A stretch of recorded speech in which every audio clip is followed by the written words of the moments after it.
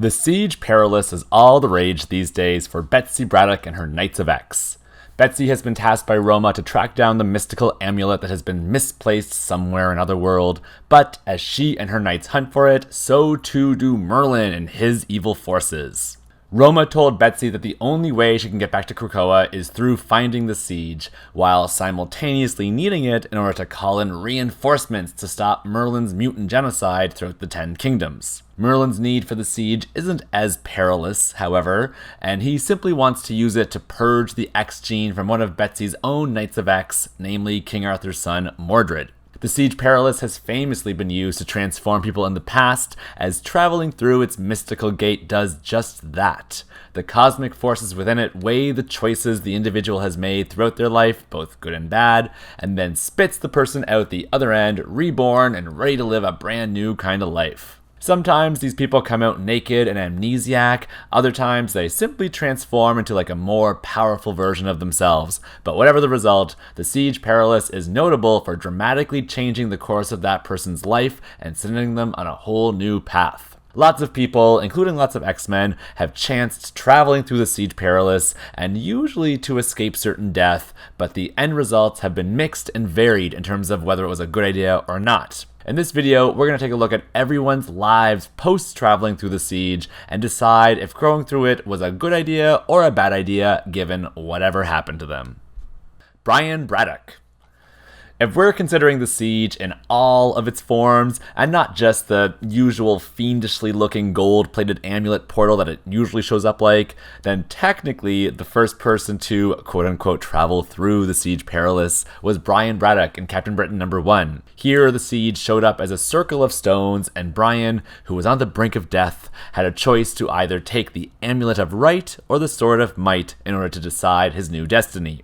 He chose the amulet, demonstrating to the cosmic forces that he chose the path of reason over the path of violence, and he was swiftly bestowed the powers of Captain Britain, altering his life as he knew it and forever becoming Britain's premier superhero. He came out the other side neither naked nor amnesiac, and he definitely dealt some evildoers their just desserts. Definitely for Brian Braddock, the Siege Perilous was a good thing, as he went on to defend Britain and the world from villainous threats abound, both by himself and as a member of prestigious teams like Excalibur, the Avengers, and MI-13. Without being Captain Britain, Brian never would have met his lady love Megan, and he would have simply been another physicist with a hot tush we'd like to smush. Rogue. Rogue was the first X-Man to ever travel through the Siege Perilous after Roma bestowed it to them as a gift. Her flight through the siege happened in Uncanny X-Men number 247 during the team's fight with a merged version of Nimrod and Master Mold. It wasn't really by choice for her to go through it, but more so out of necessity. The Nimrod/Master Mold robot was getting the best of the team, so Dazzler threw the gate at it, hoping that it would suck the robot through its portal and they'd be done with it forever. Instead, the robot anchored itself to the ground as it was being pulled through and snagged Rogue with its coils too. Dazzler was then faced with a choice. She could either wait for Rogue to break free and maybe risk setting Nimrod Mold free as well, or she could blast them both through the portal. To Dazzler's grief, she chose the latter, and Master Nimrod and Rogue were both sent through the Siege Perilous. This was partially done because of Dazzler's photon blast, but it was also because of the robot's own self-effacing discovery that it had mutated by merging and thus needed to destroy itself in order to align with its own programming of destroying all mutants. Rogue was gone for quite a spell of time, and she didn't show up again until just over 20 issues later in Uncanny X-Men number 269. She reappeared in what was just moments later for her in the X-Men's Australian headquarters, which had been taken over by the Reavers, or should I say retaken over since it was theirs to begin with. Unlike most perilous travelers, Rogue had all of her memories intact, and there was only one drastic difference that was done to her. The Ms. Marvel persona that she absorbed from Carol Danvers so very long ago was split during the siege's cosmic weighing, and its essence had taken corporeal form and was trying to kill her. The siege is a fickle thing which giveth and taketh away, so it only left enough life force energy for one of them to survive, either Rogue or the Ms. Marvel, so it became a showdown yet again between them in order to determine who would get to live. Rogue fought with the Carol from Australia all the way through to the Savage Land, and just when it looked like Carol had the upper hand and Rogue was finally going to get her just desserts, Magneto surprisingly stepped in and killed the Ms. Marvel Wraith so that Rogue could live to drain another day. This finally healed Rogue's fractured mind from going in and out of Carol Danvers mode, which it had been for many, many issues leading up to her going through the Siege Perilous. So traveling through the portal was definitely a good thing in the long term for Rogue, as it gave her some literal peace of mind and a relative level of stability pretty much henceforth. Bastion. When Rogue and the Master Mold Nimrod amalgamation both went through the Siege Perilous in Uncanny X-Men number 247, only Rogue had been shown to come out through the other side. It wasn't until many, many years later that we learned the robot was also spit out, but in a very different form. Instead of splitting up the two robo-consciousnesses like it did for Carol and Rogue, the Siege judged to embed them into one another even deeper by unifying them and creating Bastion. Bastion is most well known in the X universe as being the mastermind behind the Operation Zero Tolerance program. During that storyline, Bastion was an anti-mutant extremist, and we saw a bunch of mutants get kidnapped, and the X-Men basically break up for a short while. OZT holds a very special place in my heart because it's the storyline where Marrow, Maggot, and Dr. Cecilia Reyes made their appearance with the team, and in my opinion, it was just such a lovely time of hard-hitting reality being injected into the X comics. Bastion was thought to be a human, though he was later revealed to be a synthetic being after he was captured and held by S.H.I.E.L.D. for his OZT crimes. Only by escaping and interfacing with the Master Mold head that he had used during Operation Zero Tolerance did he himself learn of his true origin and how he came into being in the first place. His backstory, which feels a bit like it was a retcon, was revealed during the Cable and Machine Man annuals in 1999. Like most Siege travelers, Bastion was naked and totally amnesiac after he emerged. He didn't know anything about his combined life as either Nimrod or Master Mold, and he was found by a kind old lady named Rose Gilberti, who treated him as her son. I guess he just lived life as like a supposedly normal human for a while until all the anti-mutant hysteria in the world and the media triggered his predisposed programming to destroy all mutants. He joined hate groups like the Friends of Humanity, where he met great people like Graydon Creed, before finally setting his own Operation Zero Tolerance into motion. Bastion is one of the X-Men's deadliest foes. He has a nasty way of coming back to plague them again and again, so even though he is kind of like a unique anomaly from the Siege in that the Gate kind of created him through the merging of Nimrod and Master Mold, I'm going to go ahead and say that traveling through the Gate was a bad thing for them. Moments before going through, it seemed like they had reconciled the fact that they were mutated and were at peace with destroying themselves, but now here they are reborn, and while no longer a mutant, per se, they are back on that path of hatred and antagonism, which is just such a lot of negative energy to force onto someone who was ready to go offline. Colossus. The Reavers had headquarters in the Australian Outback, which the X-Men squatted in and claimed for their own for a while. This was after the X-Men ambushed the Reavers and sent many of them through the Siege Perilous in Uncanny X-Men number 229, the fates of whom we never really get the chance to find out. But not all the Reavers were sent through the portal, and a handful escaped via Gateway's portal, only to eventually come back and reclaim their Outback base in a revenge raid against the X-Men. In Uncanny X-Men number 251, they crucified Wolverine and had hoped to do worse to the X-Men at large, but thanks to the Siege Perilous, they did not get the chance. Psylocke had a premonition about the X-Men's deaths and knew the only way to save everyone's life was to open the Siege Perilous and convince the team to step through it. Colossus was the first to step through, and it's hinted that Psylocke used a bit of psychic coercion to get him to do it, because he said nothing about his family or his sister as he was leaving, which is utterly unlike Petey, who is always a family man at heart, especially if he's risking never seeing them again. Piotr re-emerged from the Perilous 8 issues later in Uncanny X-Men number 259. He appeared naked and amnesiac, somehow inside a Soho apartment building, but it was definitely right place, right time, because he managed to help save Jenny Ransom and Philip Moreau from some Genosian magistrates that were after them. He couldn't remember anything about his past, including any of his time as an X-Man, or that he was even a mutant at all, so he lived a very regular human life for a while. He got a job as a caretaker at that same Soho apartment that he appeared in, and he found some success as an artist going by the name Peter Nicholas. His true nature was always boiling deep within him, though, because his art shows would feature twisted metallic sculptures, which I think were supposed to be like symbolic of his subconscious being aware of his ability to turn into Colossus, even if his conscious awakening still couldn't connect the dots. Peter became acquainted with the recently beautified Callisto, but she didn't recognize him because the Morlocks had only ever known him in his armored form, so it was kind of like two non-strangers meeting for the first time. She was now a successful model whose portrait was on billboards and stuff, and she kind of became his first muse for a bit, and they developed like a romantic relationship with each other. At one of his art shows, his old teammate the Beast recognized him and tried to talk to him, but Peter was still suffering from amnesia and had no clue who he was. Hank figured this might have been some sort of undercover operation, and he didn't want to blow Peter's cover by exposing him, even though it was very un-Peter-like to simply not acknowledge his old friend. Later that night, Peter was attacked by the psychic vampire Crimson, who fed off of his repressed emotions and memories of being a former X-Man.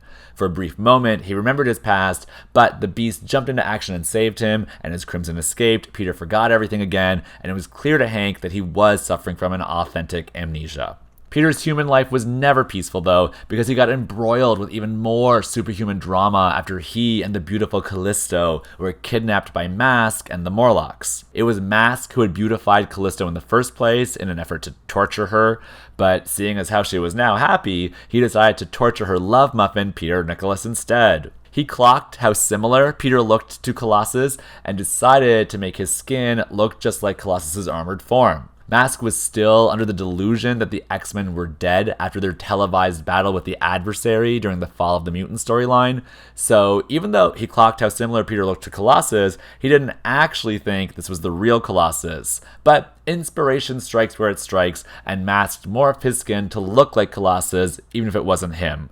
Which it obviously was. I mean, who could forget that chiseled jawline?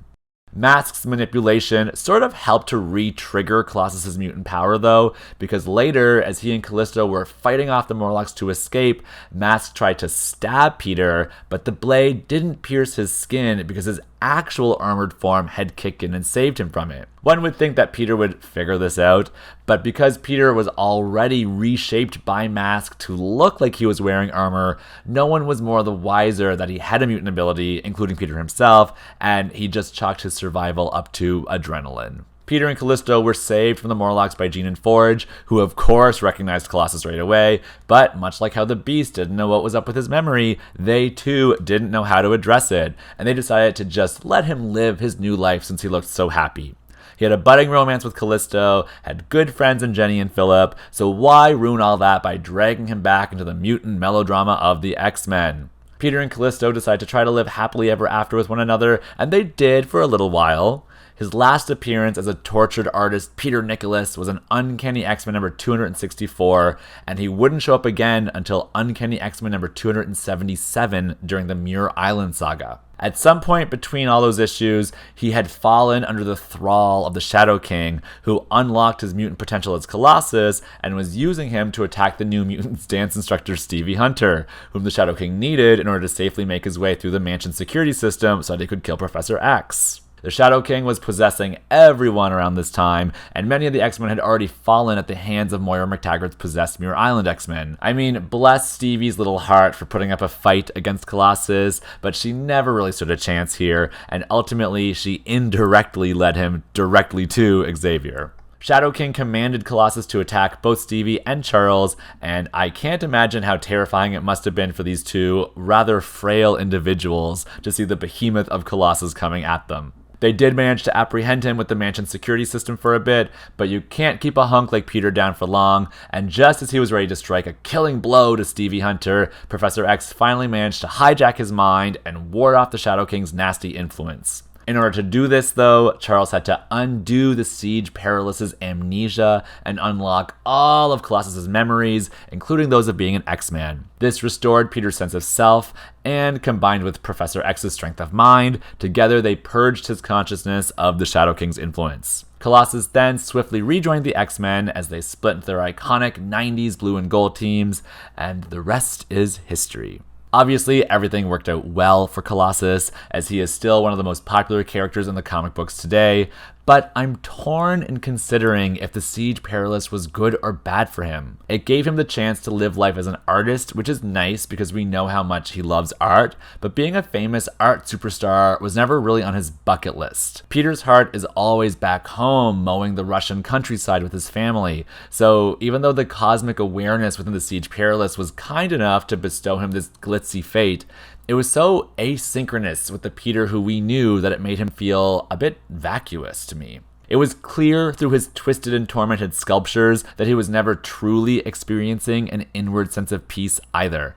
If anything, traveling through the siege benefited others more so than it did him. The lives of Jenny Ransom, Philip Moreau, and even Callisto were all enriched because of it, while Peter himself, though happy, always felt like something more was missing from his life. I guess in the end, it was a good thing for him to pass through the portal, as he got to experience a life he'd never otherwise have lived, full of glamour and prestige. But there's a tinge of sadness to how his story unfolded too, so it ain't a full gold star rating from me. Dazzler.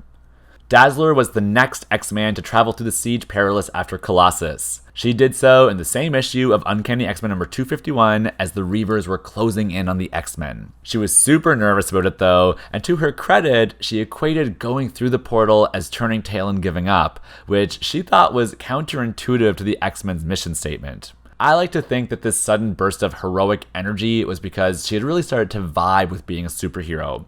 Dazzler's whole character arc during her first tenure with the X-Men was all about how being a superhero was never a role she wanted in the first place, but she was rolling with the punches and trying to make the best of it. All she ever wanted was to be a pop star, but the superheroics just somehow always managed to entangle themselves in her life, and I was glad to see that she was finally starting to embrace them. Before she traveled through the Perilous, she had actually taken a glimpse into the gem's ruby center back in Uncanny X-Men number 246, where she saw various different threads of who she was or who she could become. We know all about the multiverse and how there are various versions of virtually every superhero running around all over the place, but what the Siege was showing Allison here was all her different selves based on different choices she could have made in this timeline. There was the successful lawyer, which is the dream her father always wanted for her, the pop starlet, which is the dream she wanted for her own life, the crime-fighting superhero, who was essentially her current incarnation, and the poor bag lady, who was, I guess, representative of her lowest form of self.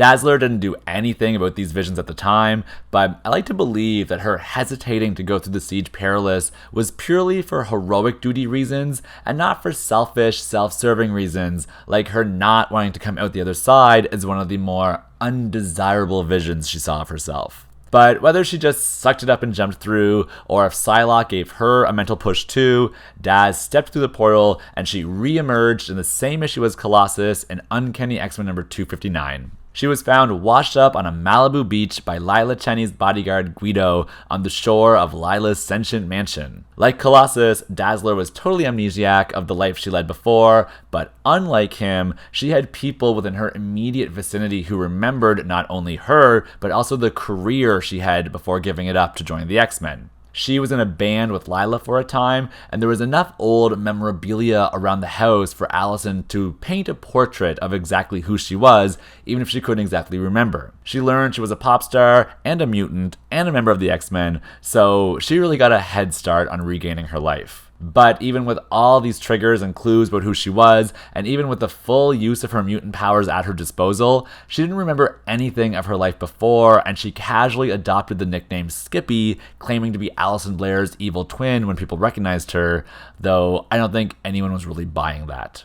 Fred Stanachek, a cute guy who she once picked up at the gym, was one of said persons who recognized her, and he helped re-reveal her to the world at large, who had thought she died with the rest of the X-Men during the fall of the mutants. This kind of miraculous resurrection reignited interest in her public image, and together, Daz and Freddy managed to release Dazzler the movie, which was a film that Dazzler starred in just before joining the X-Men, but it was never shown. Around this time, she also became the target of her crazed admirer Eric Beale, who was a rich movie producer and the money behind her movie, who also wanted her only for himself. He must have gone crazy after Allison's string of rejections to him, and now he was bent on killing her, going so far as to practice on like a bunch of creepy-looking Dazzler mannequins. His assassination attempts never worked though, and it wasn't until he kidnapped her at her own movie premiere where he even got close to actually accomplishing it.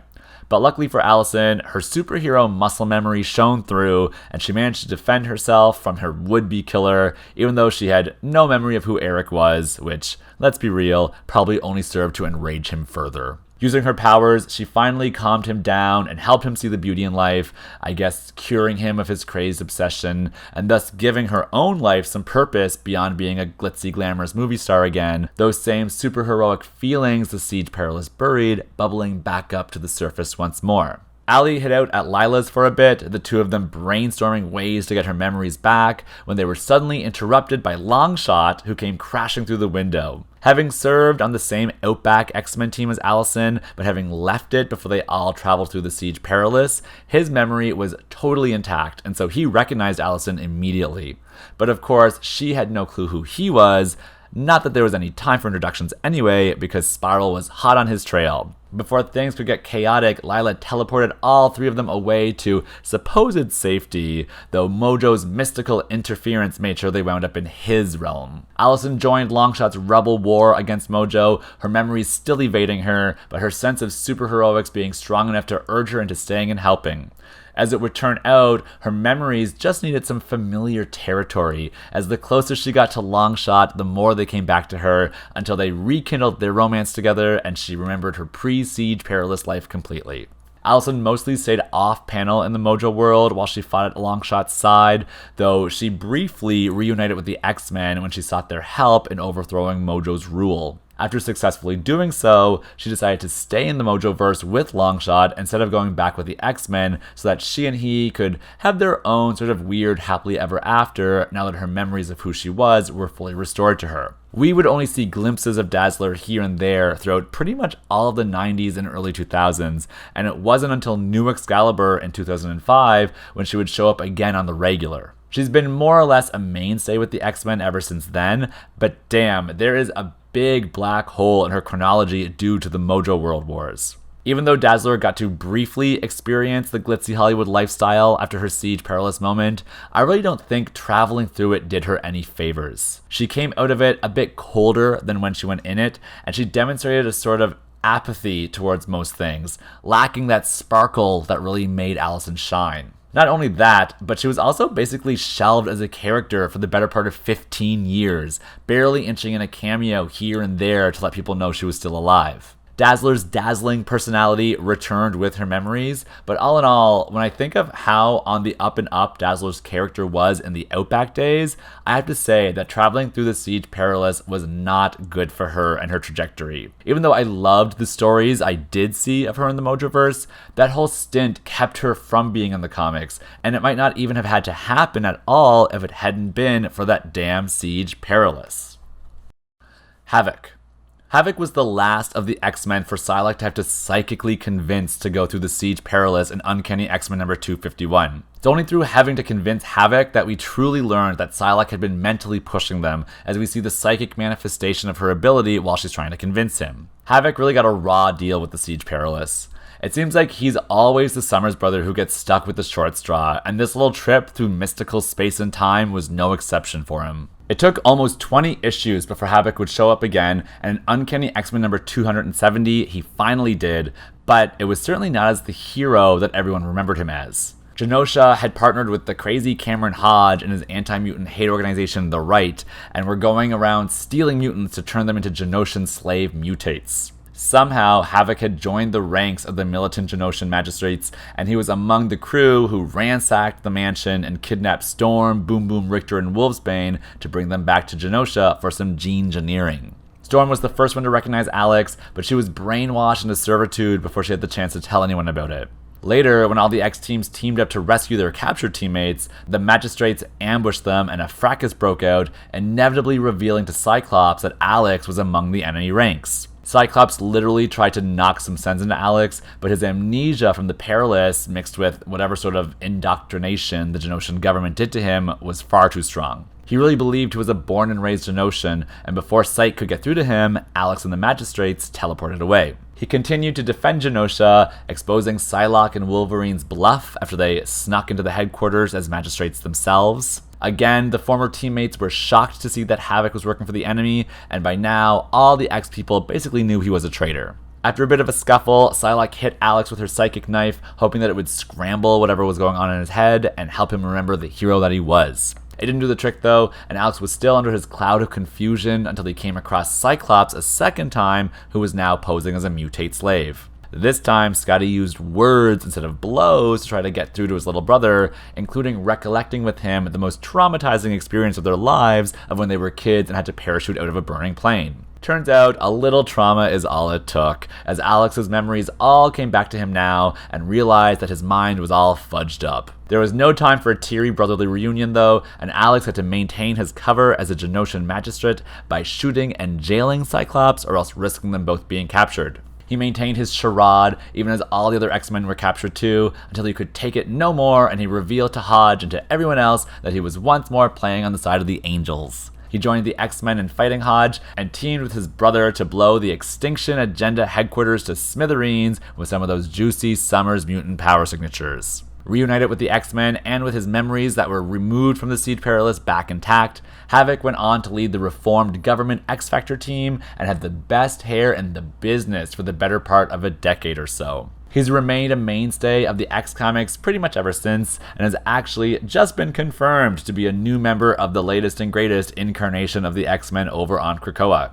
All that said though, I'm going to go ahead and say that traveling through the Siege Perilous was a bad thing for Alex. Other than saving his life from the Reavers when he needed saving the most, his doubts and qualms with the siege all proved to be totally justifiable, as coming out the other side, a Genosian magistrate who hunted down his own kind and enslaved people into becoming mutates was definitely not a good look for him. It did him no favors, and he gained nothing life-changing from this experience other than being manipulated into becoming a bad guy, which, after this, becomes somewhat of a recurring theme for him over the years. Psylocke.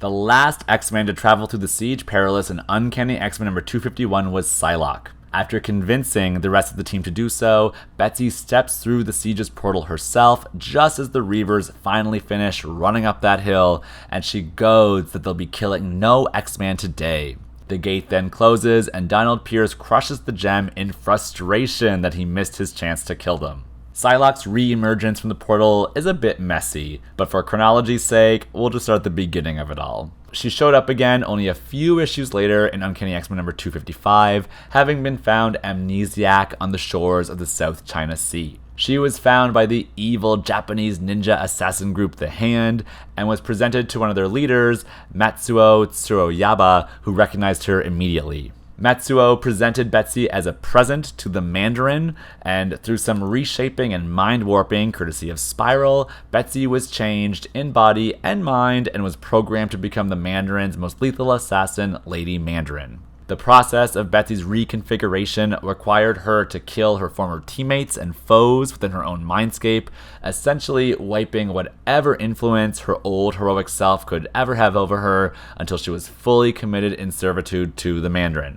As it turns out, this wasn't only the cosmetic makeover it initially seemed it was for Betsy, and it was actually the beginning of the infamous body swap between her and the Japanese assassin Kwannon, which is the messy part of all this, but let's go there anyway. When Psylocke first emerged from the Siege Perilous, she was found unconscious by Kwannon, who was also a telepath, and their minds merged for a moment, imprinting one another upon each other. It was chaotic, and neither woman knew the other one or what was really happening, so Kwannon ran away, leaving Betsy to fend for her unconscious self. Later, it's revealed that Kwannon and Matsuo were lovers, but belonged to rival assassin organizations, so, like Romeo and Juliet, it was a love that could never be. Matsuo tried to kill her boss, the crime lord Nyorin, but Kwannon was there to stop him, and the two of them fought until Kwannon slid off of a cliff and almost died. Her broken body was brought to the same facility as Betsy's amnesiac body, and working with the Mandarin's mystical rings and Spiral's body shop, Betsy and Kwannon were to be exchanged with the goal of putting Kwannon's mind in Betsy's body and Betsy's mind in Kwannon's body. That way, Matsuo could have his lover in a working body, and the Mandarin could have a brand new assassin in a fixed-up body. But what he got wasn't exactly what he ordered, as Spiral is not but a treacherous witch, and she manipulated more than just Betsy and Quanon's minds and bodies,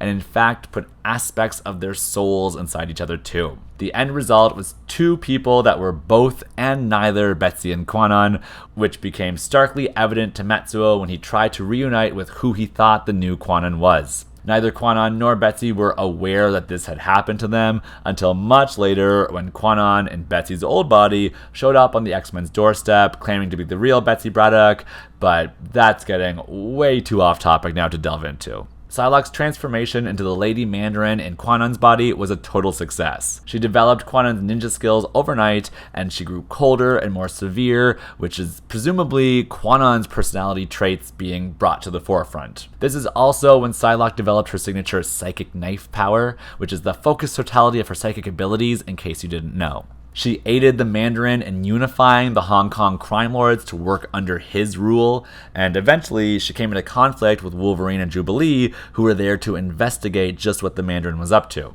During the fight, Wolverine unmasked Lady Mandarin, and he somehow recognized her, even though she had been transformed from a British lady into a Japanese assassin, but it was just that moment's pause that she needed in order to incapacitate him with her psychic knife. She brought both Wolvie and Jubes to the Mandarin as captives, and did her psychic best to try to put him through the same brainwashing that she was currently under herself, but of course Wolverine's feral nature is quite overwhelming, and it was not the walk in the park she had thought it would be. The two of them ended up fighting within his mind for control of his mind, and she hit him again with her psychic knife, thinking it would enslave him forever, but instead it had some unforeseen consequences for her. Turns out connecting with Wolverine on a psychic level was all she needed to do in order to unblock her memories and undo the Hand's brainwashing. She remembered who she was and teamed up with him to fight the Mandarin, the two of them eventually overcoming him and saving themselves from his servitude. They escaped with Psylocke in full control of her memories and knowing of who she was before the Siege Perilous, even though she no longer looked the part. Psylocke, Wolverine, and Jubilee would have some adventures in Madripoor together before rejoining the X-Men for the 90s, and soon the whole Betsy-Quanon body swap drama would become a big old thing, with both of them eventually being part of the same team, and Quanon committing assisted suicide so that Betsy's memories and self could finally become whole. Even though it's controversial, I think there is no way around saying that Psylocke traveling through the Siege Perilous was the best thing that ever happened to her. It catapulted her character into some serious fanboy popularity, and she is still one of the only characters to be iconically wearing the same outfit today as she wore back then. Of course, the body swap has since been undone, and Betsy and Quanon are now two separate and distinct characters, though it's certainly no wonder why Quanon is the more interesting one these days. Everything about Psylocke post-Siege Perilous was so dark and captivating, if not totally convoluted and messy, but these complexities are what make compelling characters. So even though it was technically Betsy whom all of these things were happening to, can you really blame the fanbase for sticking with Quanon after the post-merger breakup? She's just got the look. They both had starring roles in their own Krakoa-era books, but without a doubt, Quanon's characterization has been much stronger and much more gripping than Betsy's. The Philistine.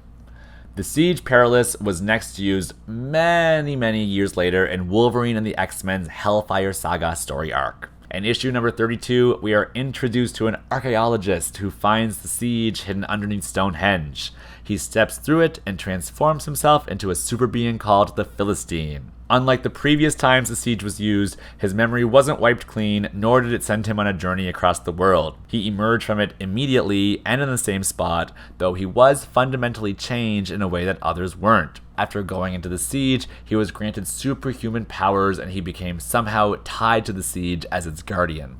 He joined up with Kade Kilgore's Hellfire Academy and was in charge of using the siege to make the students more powerful and pliable to Kade's will, as well as making sure the siege was well fed or something. Apparently, the portal got a little hungry during its time underneath Stonehenge. When everything went to shit at Kade's Academy, the Philistine used the Siege Perilous to escape by stepping into it, and he was never seen again. I'm assuming he's still out there as the Philistine somewhere, but I mean, who knows? Maybe he became one with the siege and decided to stay inside of it to help keep it full and satiated. Either way, this guy got super endowed with powers out of his siege experience, so traveling through it for him was most definitely a good thing, even if it's not a good thing for humanity at large. Snot. Snot is one of the students who was enrolled in the Hellfire Academy. He was generally seen as like a pretty weak little kid, not very aggressive and super diminutive in size. His power was exactly what his name describes. He could sneeze out super sticky mucus from his nose. After losing a battle to Quentin Quire, he became one of the kids who Kade Kilgore ordered be subjected to the Siege Perilous in order to make him stronger. After he passed through it, he became much more muscular and hardy. His disposition also changed, and he became a bit of a bully who relished in his new power levels. And like the Philistine, he also seemed to be obsessed with pleasing the Siege Perilous. I can't say if his new personality was a byproduct of the siege, or if it was something that he just always had deep inside of him, but regardless, his villainy persisted even after he left the Hellfire Academy, and he was seen hanging out with the Masters of Evil in the underground villain town of Bagalia for a while. Even though he's a bona fide baddie now, I'm gonna say that going through the Perilous was a good thing for Snot. He was way too meek in his original form, and traveling through the portal gave him lots of major upgrades, the least of which was not an improvement in his own self-confidence, and who couldn't go for more self-confidence? Wilhemina Kensington. Wilhemina was also part of Kade Kilgore's little Hellfire Academy, but she got angry with him after he tried to induct Oya as the Hellfire Club's new Black Queen, and she ended up literally backstabbing him just as Kade ordered the Philistine to suck everyone into the Siege Perilous' portal. The Philistine sided with Wilhemina instead, and he helped her escape the Hellfire Academy by ushering her through the portal just as she gave him the order to destroy everyone. There's really no judging if traveling through the siege was good or bad for Willie here. It's one of the only times that we haven't seen someone fundamentally changed after using it, as she showed up again in the second volume of Wolverine and the X-Men, still as a member of the bratty little Hellfire Club, and acting and looking 100% like her regular self. As far as we know, she didn't experience any amnesia post-Perilous, so I guess the portal was just feeling very generous for her on the day she stepped through it, and it literally just acted as a gateway for her to get out of there. Dog Logan and Kade Kilgore. Dog Logan and Kade Kilgore were the final two people to step through this iteration of the Siege Perilous. Dog Logan was employed as the Hellfire Academy's gym teacher, but after the Philistine ordered the Siege Perilous to self-destruct and everyone was hightailing it, instead of accepting help from his brother Wolverine, Dog grabbed Kade against his will and jumped the two of them into the portal. At the end of the issue, we see the Siege Perilous in its mirror form deep in the Pacific Ocean, with Kade Kilgore trapped inside of it and trying to break free. While Dog Logan still has yet to be seen after having jumped into the siege, Kade re-emerged from the Perilous in a similar fashion to Wilhemina, his memory fully intact, still Black King of the Hellfire Club branch, and his general terrible self utterly unchanged. I guess he got out of the mirror somewhere off panel, as his imprisonment inside of it has never really been referenced as far as I can remember, so unfortunately it seems to be a lost plot point, and there's no telling if either of these two were changed for the better or for the worse from their trip. The Knights of X. And at long last, the Siege Perilous has made its re-debut in the comics of today, but not exactly in any of the ways that we remember it. Instead of appearing as a circle of stones, an amulet, or an insatiable magic mirror, the Siege has been transformed into an entire kingdom with an otherworld, namely the mysterious land of Mercator. Mercator was finally unlocked in Knights of X number 4 after Gambit sacrificed himself in a fight with Merlin. A mystical gate brought Betsy and her knights to the kingdom, where they were immediately separated and forced to face some of their greatest fears about themselves. First, we saw Richter reunite with his wannabe daddy Apocalypse, though nothing really transpired from that meeting from what we saw.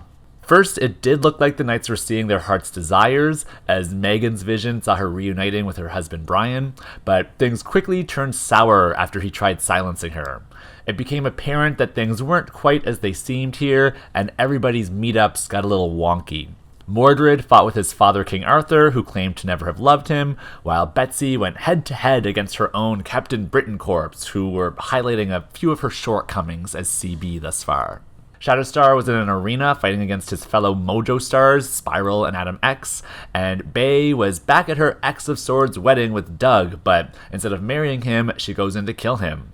Kylan's vision also was one of the past, and he was experiencing the death of his love Satnine in the fight against Necrom again, just like how it happened in Excalibur number 46 way back in the day. Rachel seemed to be the only one unaffected by the Siege Perilous, as she was just meditating in a fiery swamp. And then, after she realized where she was, she whisked off to save everyone from their struggles against their inner saboteurs.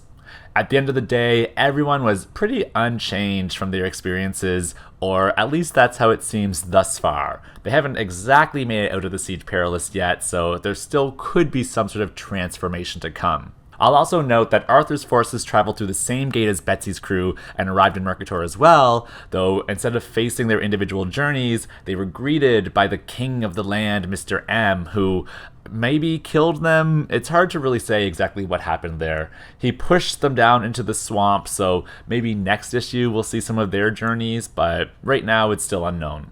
Regardless, there's still one more issue to go with Knights of X, so surely there's still a twist yet to come, though I anticipate the most we're going to get out of this is Gambit's resurrection. And so that's it. Everyone who has traveled through the Siege Perilous to date.